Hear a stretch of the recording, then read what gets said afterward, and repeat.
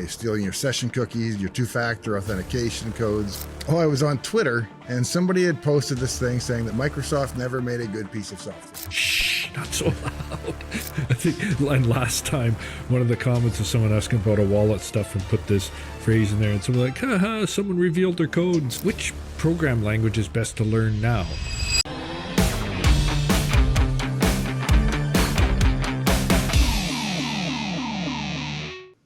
Hey, I'm Dave. Welcome to Shop Talk. Tonight in Shop Talk, the big news is probably the fact that back at the end of last month, there was a breach in about 35 popular Chrome extensions. What happened was they got backdoored basically, sometimes through their source base, sometimes possibly intentionally by the authors. It's not clear in all cases.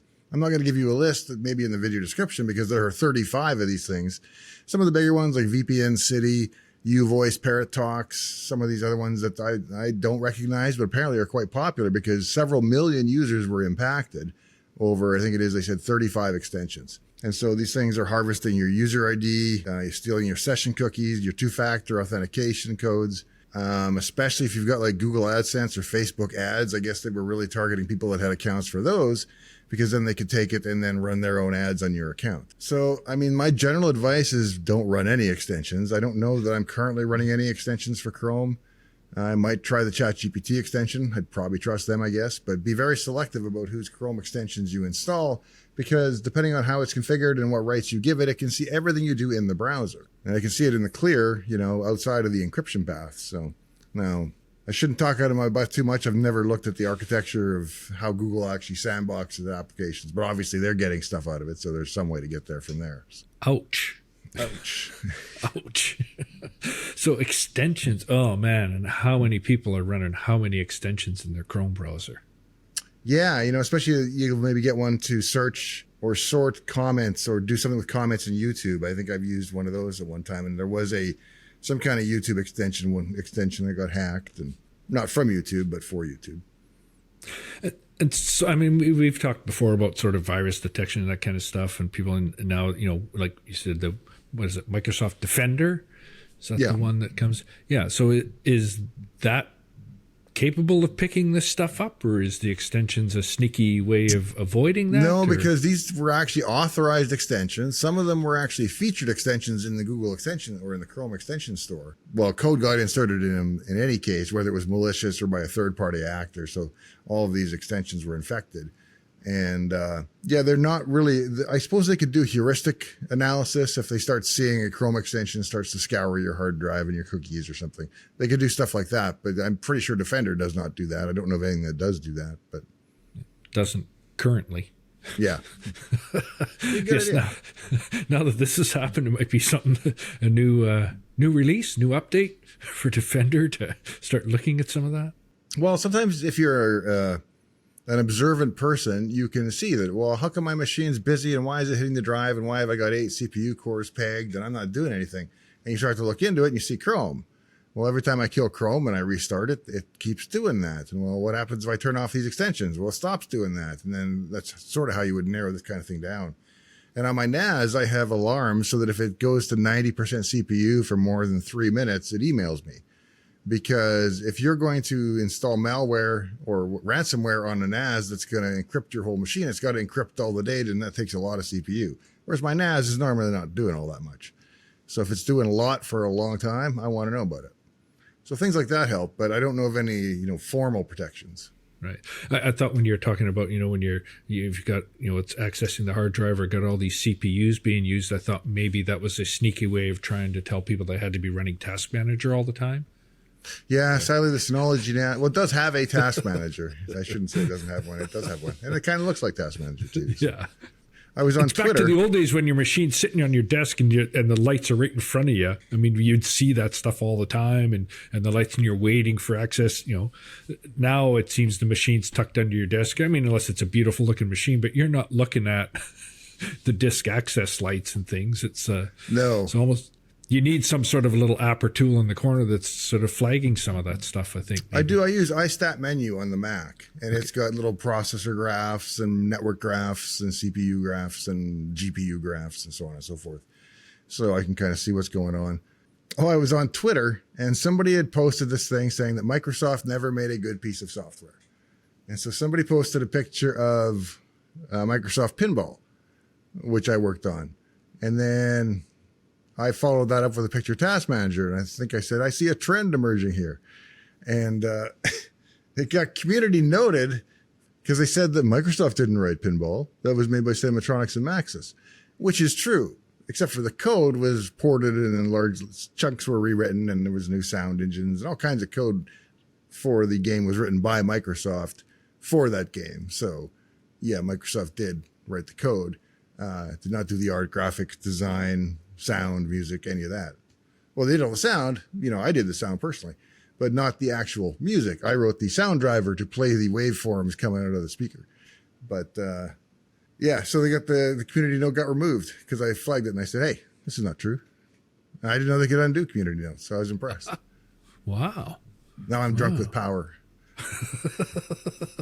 Power and Bud Light. Yes, not yet. Not yet. Yeah, we're working towards it. Liquid Courage. Yeah. No. So what do we got Liquid for questions this week?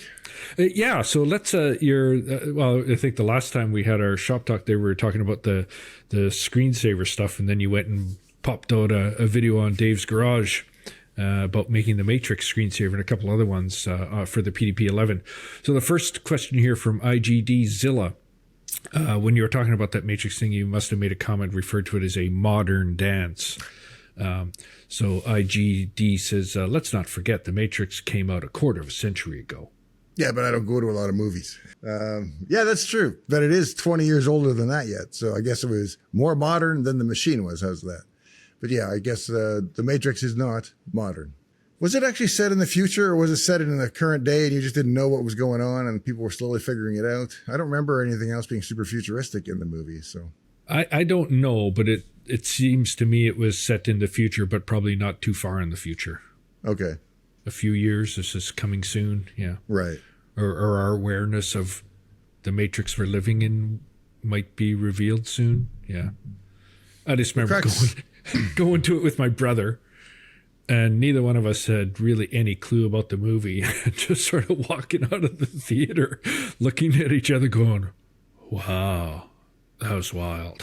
Like just almost spooked. And it was very impactful. Anyway, seeing it just totally unprepared. Yeah, there was a summer there where I was living in Ottawa working, writing video games for the 64 and didn't know many people yet. So I would just go to movies with guys that, from work. And I remember RoboCop, which is a pretty corny movie now, but it's kind of ultra violent at the time. And it's very like Stormship Trooper-esque, I guess. Well, that actually came later, but I've never seen it. But it really made a mark on me. So did not Full Metal Jacket was a different year. It was Platoon came out that same summer. And, as a Canadian, I knew of the Vietnam and I knew but I wasn't, deeply familiar with the scarring of America by the experience of Vietnam. And so it was quite an education. Still a naive Canadian kid, eh? Yep. Back on the Matrix one, the PDP-11 stuff, David Hins, could you use curses or end curses on the PDP to implement the same thing? And was that even available? Yes, I used curses to do something. Okay. I don't remember what it was now, but I know you can link with curses on 211 BSD. Okay. And it works. And what's N curses then? What's that variation? I don't know what N actually means in that case, but it's the library, and it's actually called N curses on Unix or on BSD Unix anyway. And it allows you to do things like go to a particular place on the screen, draw some text, go to another place, draw some text, and it will figure out at the end of your frame what's actually changed and how to lay it out and draw it on the screen. I don't know if it would be as fast as the raw codes to actually move to a position, draw, move, draw. It might be that fast. I don't know. Okay. And Ishayu G says the Matrix actually scrolls katakana, which I guess is referring to the font. Said that's outside ASCII. Is there any way at all to implement that? Or yeah, I played around with it this afternoon and I could not get it to work. So there is a programmable character set on the PDR and the VT220 terminals. And so I tried to mess with it and I got different looking weird characters, but nothing that I intentionally wanted to see. So, yes, but I don't know how to do it yet. So, and I couldn't find a sample. You'd think somebody at some point has written a sample, to do custom character sets on the terminal, but I couldn't find any C code to do it. Yeah. You got a whole all day tomorrow to work on that. No, I'm working on cracking passwords. Oh, okay. Shh, not so loud.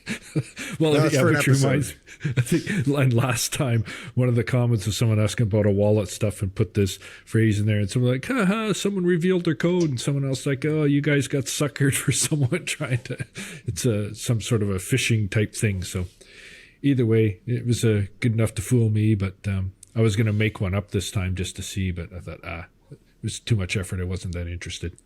JT, KZ7KQ. Hi, Dave. Great video as always. Is the C source for the screensavers available online somewhere? Yeah, I thought I put a link in the video description. If I did not, go to GitHub/DavePL, and it's in my repo called PDP source. And then there's a BSD folder and a screensavers folder under that, and that's where the code is. And the B in BSD, is that Berkeley?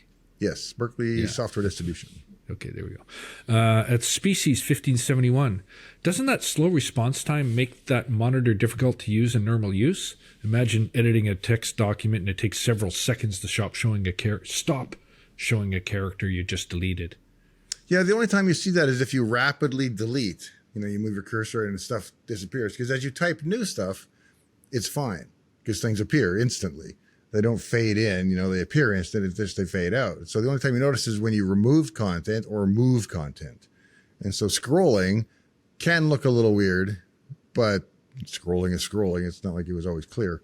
And it does have smooth scrolling, which is really nice too. So it goes pixel by pixel instead of line by line. And so no, I don't find it an impediment in daily use. I also used to have I don't remember the number now, Amiga 2000 and something, but it was a long persistence monitor because they had this interlace mode that was impossible to tolerate, the 15 hertz flicker on it, and or maybe 30 hertz.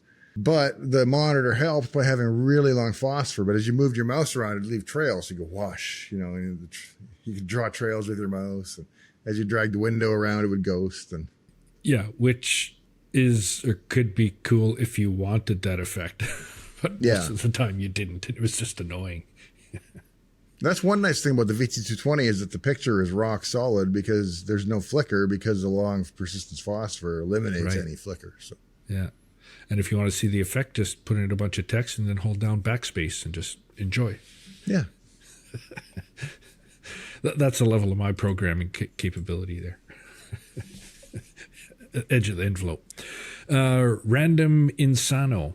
Okay. I'm here in the comments to ask, how can I get a terminal program on Mac OS that has the emulated phosphorus retention?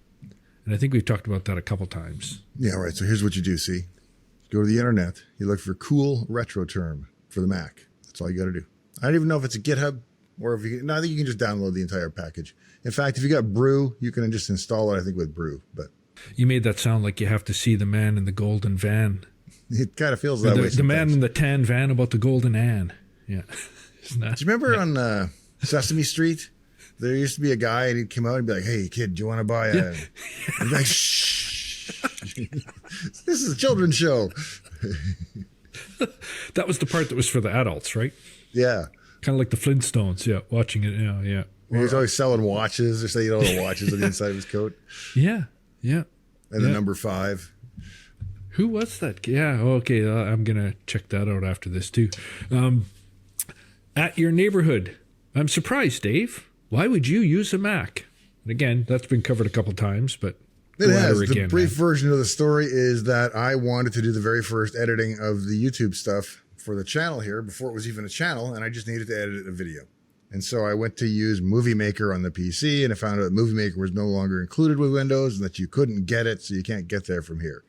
And whatever they have now, Clipchamp, was not out yet, so there was almost nothing. And I had used Pinnacle Studio in the past, you know, to compile and edit my home videos, but I didn't have an up-to-date version of it, and I was never really fond of it because I always found it kind of unreliable and crashy. Not to be, I mean, it was nice software, but maybe I just got the early versions, but I didn't have a lot of luck with it, so didn't want to invest in that. So I thought, you know what, I've got a MacBook that I actually run Windows on because I bought it because I like the hardware, and then I just wipe it. This is in the Intel days, Intel MacBooks, and then install Windows. And I was, well, I can boot camp it back as a Mac, and I can use iMovie. So I figured I'll do that. So I get that going, and I realized, well... Because iMovie. Because, well, at least it's free. It comes with the machine. I own the machine.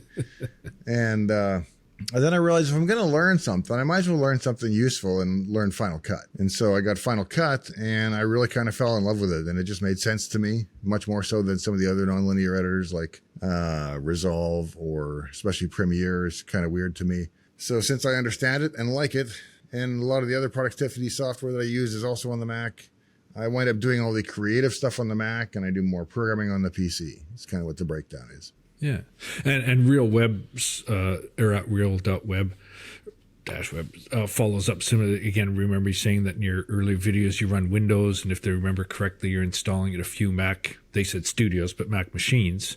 And they said again, these days they feel like they need to have both a Windows machine and a MacBook at your desk, and I think that's again part of what you're doing. The two operating systems have different features and software that comes with it, but there's also a hardware aspect to that as well, right?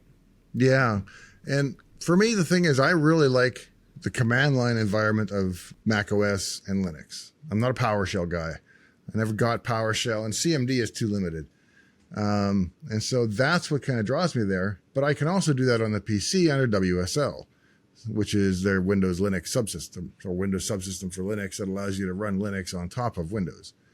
And so you almost get the best of both worlds there. If you get a pretty good modern machine and you can allocate a good amount of RAM to the WSL2 hypervisor system, then it gives you almost everything except some of the Mac productivity software, if that's important to you. And we were, again, just talking the other day, and I was asking about, you've got that great room in your house with the 4 computers set up in it for the 4 kids. And that's sort of been their tech zone for ever. Yeah. And they're 4 what looked to me like Mac machines. And it is indeed Mac hardware, but 2 of them are running Mac OS and 2 of them are running PCs, eh? Yeah, well, right now it's 3 are Mac because there's 2 iMacs in there. And then there's a cinema display, which is connected to an old 2013 trash can maxed out Tower Mac. And then there's a Herc PC, Herc Orion PC, which is a really nice little mini PC that somebody sent me. Herc, probably. And so after I was done, I stuck that in there and hooked it up to the monitor. And so the monitors are actually the old Apple cinema displays or studio displays or whatever they call them. That's right. That's why you get the big that 27-inch ones. Right. Yeah. Right. And they're still really nice displays. So they're just the studio displays. Yeah. Yeah. Yeah. But again, it creates a nice consistent look there. And the guts that's running the operating system behind it is for the user, not for the viewer. Yeah. Right. Yeah.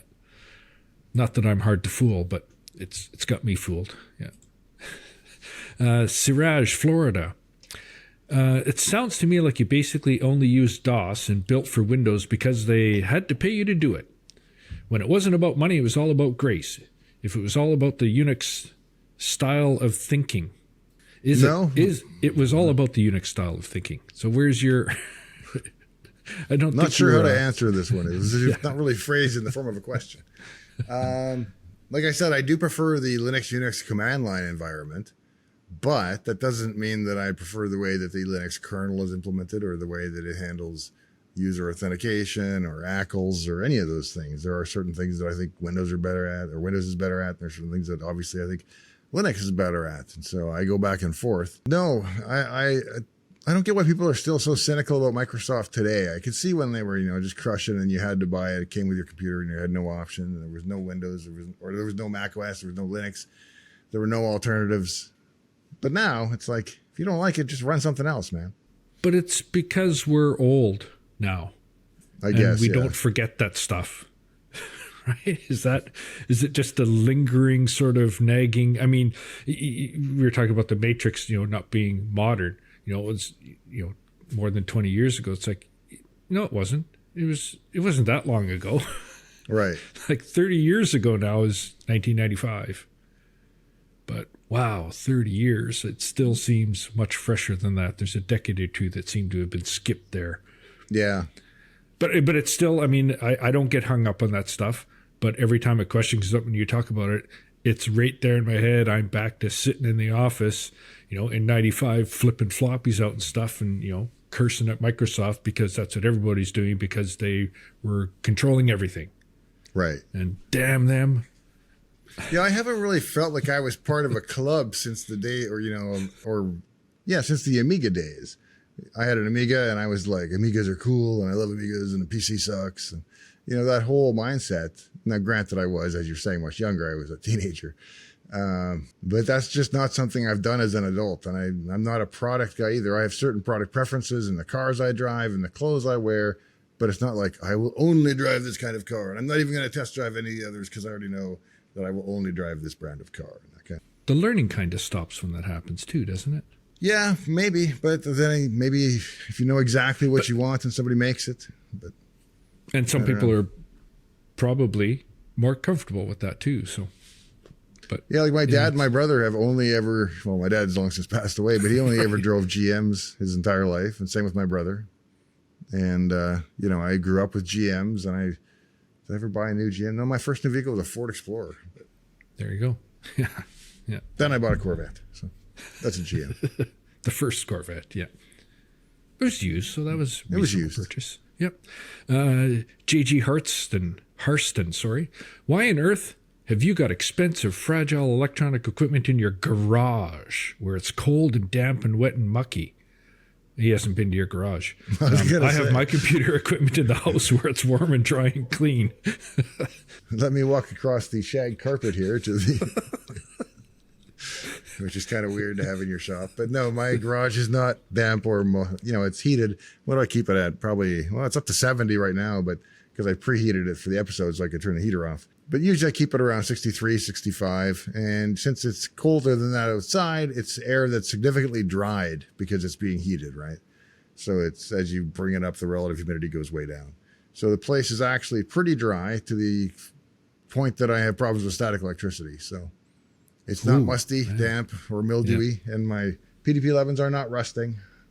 Never fear. And they get a little bit warmer in the summer in the garage.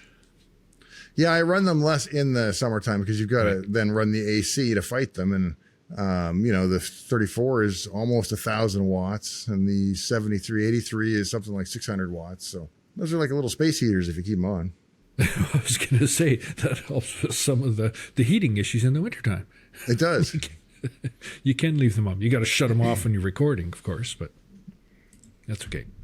WC Dash. I'm probably pronouncing that wrong. And again, this is about that Windows kernel in the... this is about our Shop Talk stuff now. Yeah, where you got into the kernel stuff. He's asking, is this about Unix, BSD, or Linux?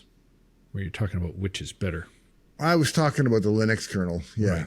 You can't really compare the 1983 BSD kernel to the Windows kernel. Well, maybe the 1983 Windows kernel. But I would say that BSD is Unix.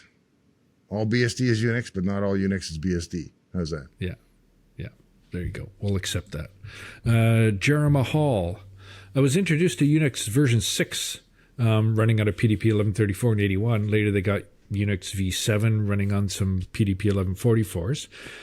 He's curious why you chose to run BSD on your PDPs rather than a Bell Labs distribution. Seemed like the most complete. I played with System 5 and System 6 and Unix 7, but BSD drives from Unix 7, so I'm pretty sure it does. I don't know. I'd have to go check my old lineage chart. I don't remember it that well. It seemed like the most modern, complete distribution of Unix that I could get for the PDP-11. So, and BSD the first BSD version that when you said that's 80 something? No. I don't know how late the code goes. It started, 70s at Bell Labs. Okay. Yeah. And the history of Berkeley, I'm not a Unix head, so I don't know all the arcane lore of when who begot who and. Yeah. That'll give them something to chat about in the comments. Yeah, explain it in the comments, so then I'll know. Yeah.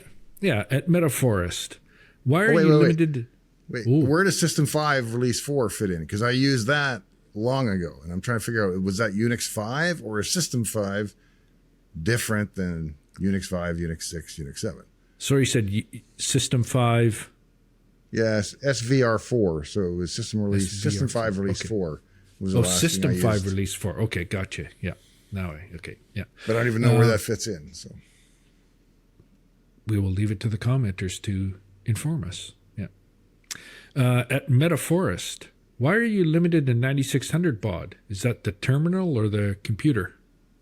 the computer in this case, there's a board that has a little rotary dial that you can set the baud rate, and it goes up to 38,400 on the PDP-11.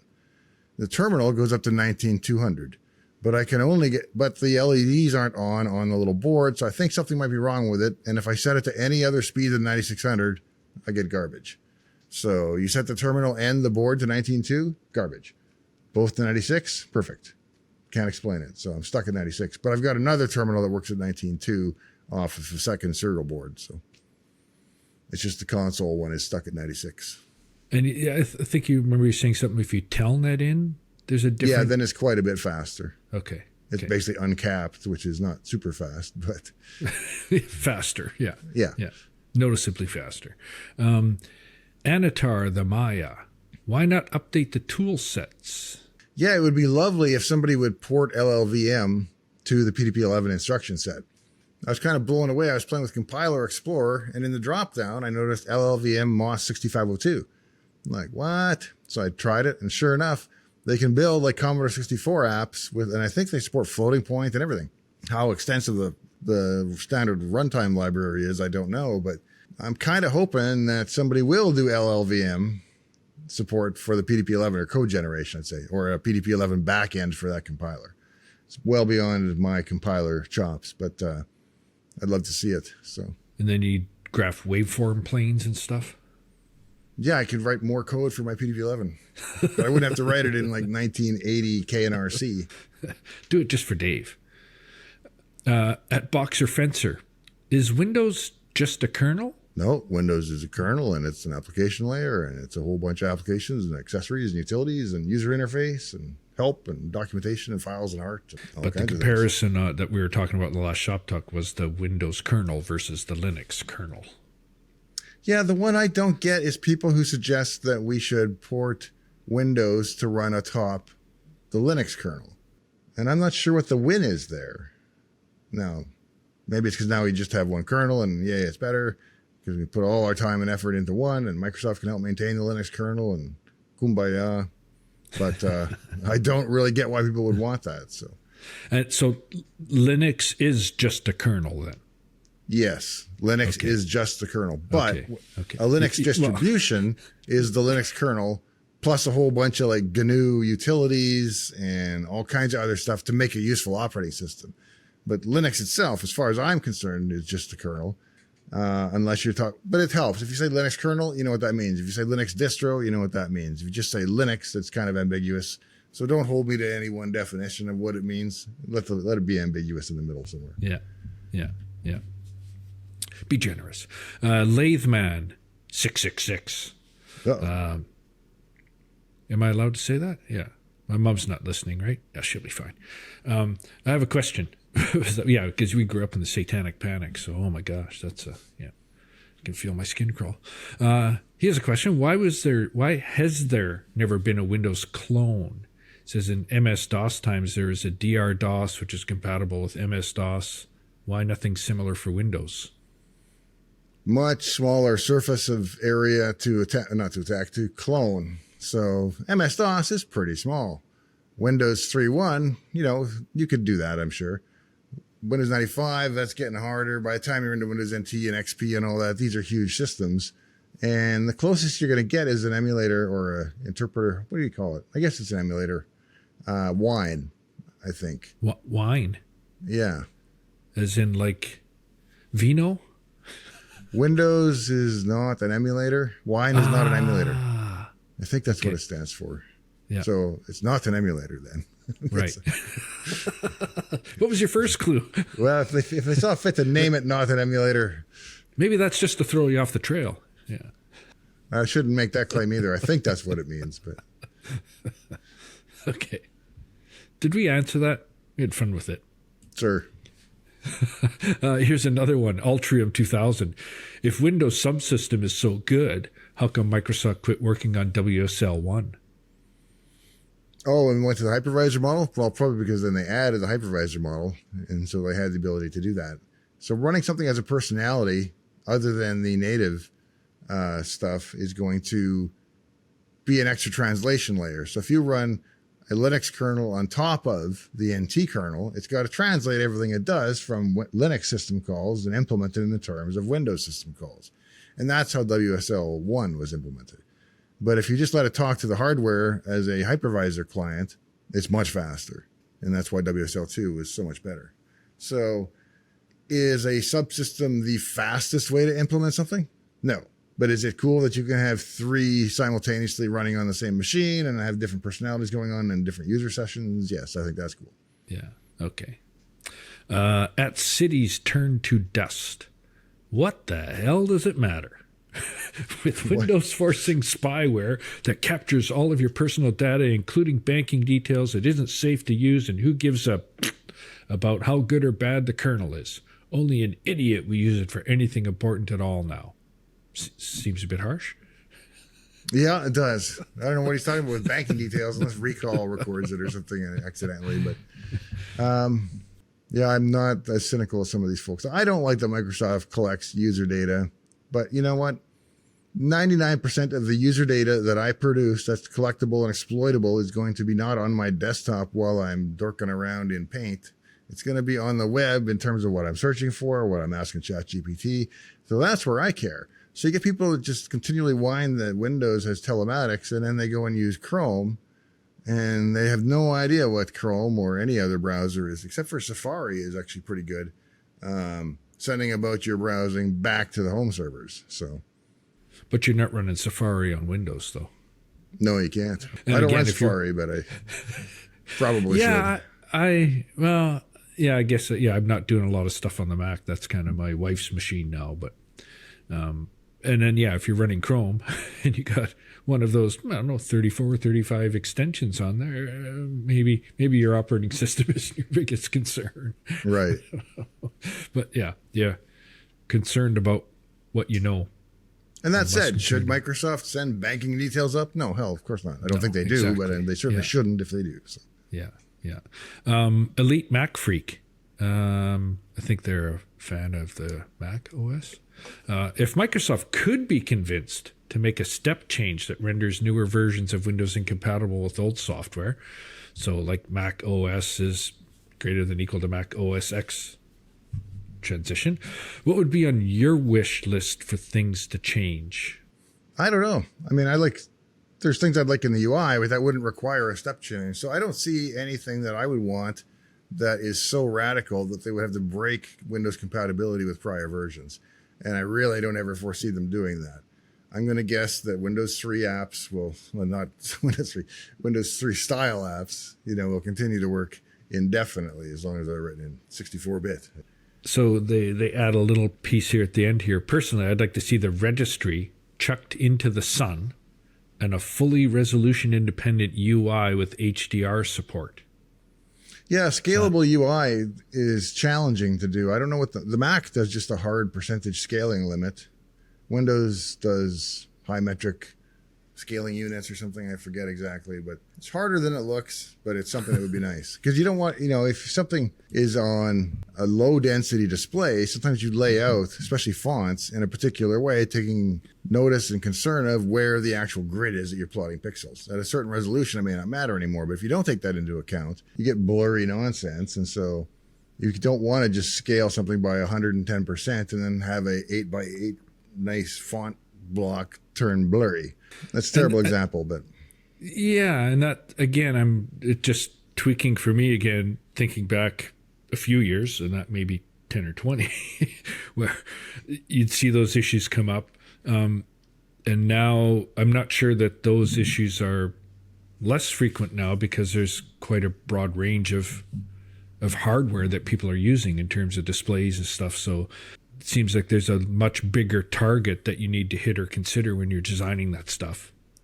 Yeah, one of the last things I worked on at Microsoft in 03 when I was leaving was the high density display. And I had this little 200 or 400 DPI display, but it was about this big. And so it was like a normal display resolution, like 800 by 600, but, small because it was really dense. And trying to write software that would look right on those things. And that's about the time I left. So I have only a little bit of exposure to that.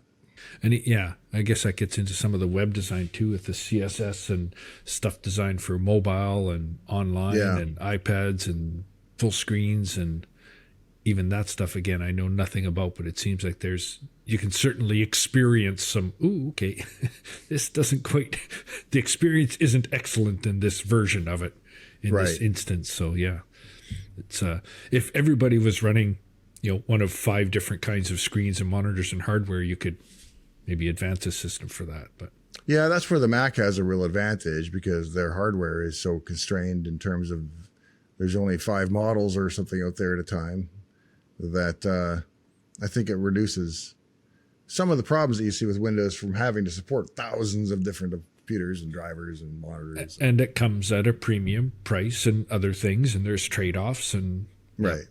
But most of us, or many of us, sort of we want that from here and this from here and that from the other, but I don't want this, that, and that. Well, if you want it all, they said I'd give it all away for just a little bit more, right? Right. I would trash all the equipment I have and pay a little bit more for just a slightly better version of everything. Yeah. VMAX. Would Dave, I guess that's you, ever consider doing a video about Y2K and its impact within Microsoft? It's funny because, again, I think just last week I was asking you questions about that. Again, it's somewhat irksome when people say that Y2K was a lot of fuss about nothing. He was a busy contract engineer in the 90s and still now, and he knows much of the effort that went on. But the reason Y2K appeared to be a non-event is thanks to billions of spending to make that happen. So I don't know if you want to do an episode about that or think it's an idea, or you just want to sort of give a quick highlight. Yeah, I don't have any personal experience other than, working with dates in the shell and stuff. But we were, by the time I came along in the late 90s, nobody's using 2-digit dates anymore. There wasn't a lot of historical stuff to clean up in terms of Y2K in Windows or MS-DOS. It doesn't mean there was nothing, but it wasn't pervasive throughout the code or anything, because dates were handled properly. Whereas you get older code going back to, even PDP-11 stuff, written in the 70s. Well, yeah, they weren't too worried about when my date rolls over in the year 2000. Yeah. The alleged future year of 2000, right? Yeah. Let's show it. Oh, that was Conan, wasn't it? In the year 2000. Conan the Barbarian? No, Conan O'Brien. Oh, okay. They'd have somebody singing, and then Andy would be doing a thing, and it'd be like, they'd be doing those stuff, but in the year 2000. And 2000 came and passed, And, okay. I don't remember that specifically, but I do remember, boy, those were some heady days. 97, 98, 99, just, the sky is falling. It's kind of it is funny that companies put tons of work in to ensure that there were no problems, and then there were no problems. People are like, why did they waste all that money? It's like wearing your seatbelt, having a crash, and saying, but I wasn't even injured. Yeah. We were getting down to the last couple of questions. I'm like, well, there's one I remember seeing there that I skipped, so I'm going to jump back here a bit. Rudy's Retro Intel. And again, this is one that I think has been asked before. We may get a little different variation on it. Which program language is best to learn now? And he offers C, C+, or C++, and why? C+. It's the best compromise between C and C++. No, I'm yanking his chain. There's no such thing as C++. There's C and C++. And I would say maybe that C sharp is maybe what he is. Is there C sharp, right? Or am I back in band class? There is C sharp, yes. And I like that language a fair bit myself. But I wouldn't learn it at this point as your first language. It's a good language to learn in school. If you had a choice between Java and C sharp, I would say take C sharp. And that's just my opinion. But in terms of C and C++, I would take and learn C++, but I wouldn't get into classes and polymorphism and operator overloading and some of the not esoteric, but some of the more advanced features of C++.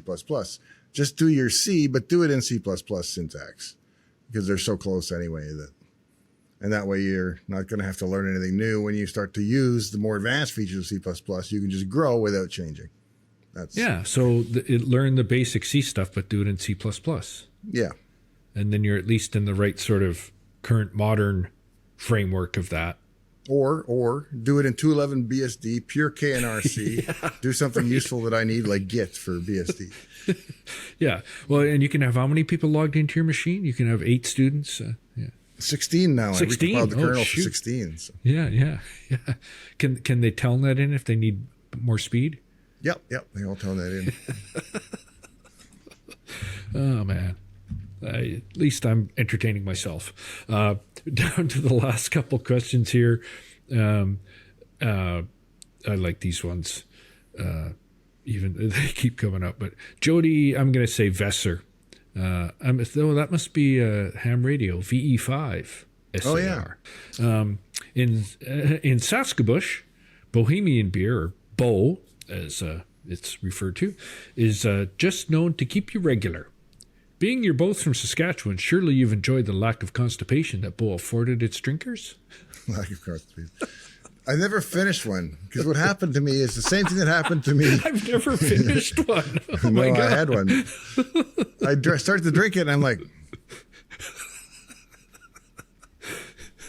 and there was like, I don't know, it was malt or I thought it was like chunks of something. And it was chunks of something, but there were like floaters in the beer and it had texture to it. And I was like, this isn't right. No, I didn't finish it. So that's why I don't like that beer. So, and this was probably at least 30 years ago, more like 40 years ago. Yeah. That was a bad experience. That they didn't all have that feature. Or was no, it probably not. Yeah. But once you've had it once, it's hard not to think of it. Same as Pick-a-Pop. Do you remember Pick-a-Pop in Saskatchewan? Yeah, it was like this discount soda pop shop. There were two. Yeah. Oh, man, I don't want to slander the wrong one. So one of those two, I don't remember which one. We'll just call it. I got floaties in my soda at a birthday party. And I'd never had this discount soda before. And so I never touched it again because it was gross. But I think I just got a bad example. It's probably, it's probably just crystallized sugar or something, in the soda pop, I'm guessing, but I don't know. Your Bo story for me, do you remember that there was a gum, little squares came in a little paper package, Sen, I think it was called. Oh, yeah. And to me, it kind of it tasted like soap. Yeah, I thought it was kind of like incense soap or something. Yeah, that's incense soap. So I don't know. And I just remember in my late teenage years having a beer, and I'm not sure if it was the first or second one or the second last one of the night. It was a Coors Light, and to me it just tasted like Sen, like incense soapy beer. And I don't know if it was a bad beer, but I don't think I've actually had a Coors Light since that point. It just stuck with me. I don't drink Coors Light in Canada, and I don't drink it in the U.S. often because I have a bad association from getting a headache from it in Canada. And it's like, you drink 20 of these, the next day you got a headache. What's going on? No. I remember having like two but or it's one the or brand. two. That's what did it. Yeah, no, the reason I did think it was the brand is because I got the headache while I was drinking like the first or second beer. And it could have been completely random. I might have started to get some weird migraine, but didn't want to get it anymore. So I never drank Coors Light in Canada again, which is no relation to Coors Light in the U.S. So. But that locks in hard, much like the Kurt, damn you, Microsoft in 1995, and I'm going to bring it up in 2025. Yeah, even though things have changed. Last one here, Dave. Bridgewater. Do you guys live nearby each other? No, we live in different countries. However, we are only, 2 hours? Yeah, if you didn't drive? have traffic and border to deal with, it'd be about 2, yeah. Yeah. But and relatively, I'd say, even though we're in a different country, for Europeans, that's going to sound, that's pretty close. The country, 2 hours apart. However, when I went to university in the same province in which we were both born, it was a 2.5 hour drive just to get between the two cities. Yeah. And I can now drive I'm only 2 hours away from you in the United States, but I'm a 21 hour drive from my folks, just 2 provinces over. So it's all relative nearby. Yeah. But I'd say, yes, we're nearby, but we're in different countries. Yep. There you go. Love it. Anyway, that's all I have for you this evening, Dave. Any if that's all we got, then I'll shots? just I'll remind everybody to make sure you are subscribed and perhaps turn on the bell notification icon for this channel. And if you've enjoyed any of the Shop Talk, share it somewhere. Post a link to it, send it to a friend, get your mom to watch it, whatever it takes. And we appreciate the help in trying to grow the viewership of this one. So until next time, thanks, and we'll see you then.